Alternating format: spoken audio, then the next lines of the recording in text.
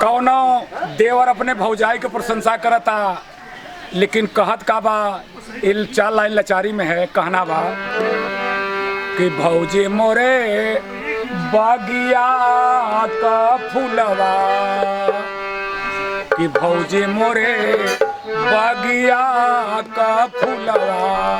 अरे हम भंवरवा बना भौजी मोरे बागिया का फूलवा, हम भंवरवा बनबैना, भौजी मोरे बागिया का फूलवा,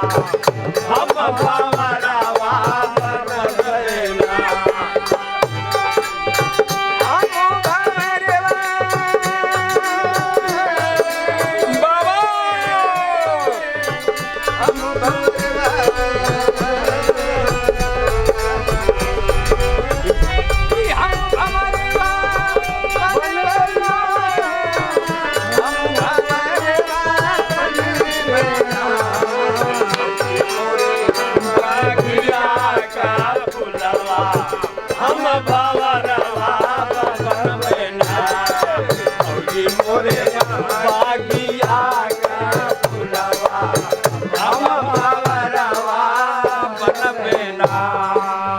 देवर कहा था कि भौजी अगर बाग का फूल होबू तो हम भौरा बन के ओकर सुगंध ले जरूर रस लेबा, लेकिन वहाँ समय और का कहा था देवरवा,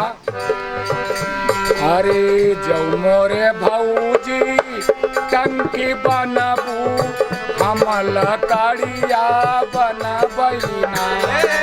हम लकड़िया बनबैना,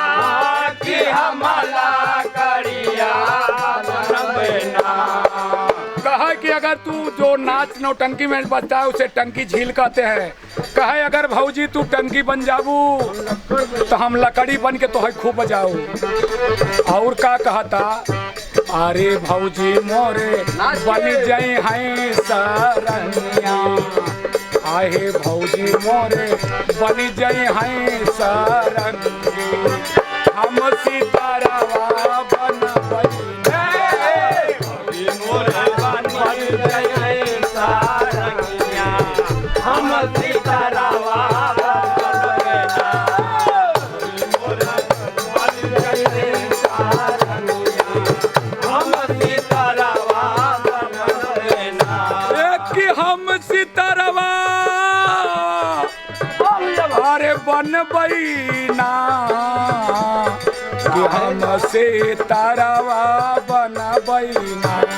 कि भौजी मोरे बन जाई हैं सरंगिया, हम सितारा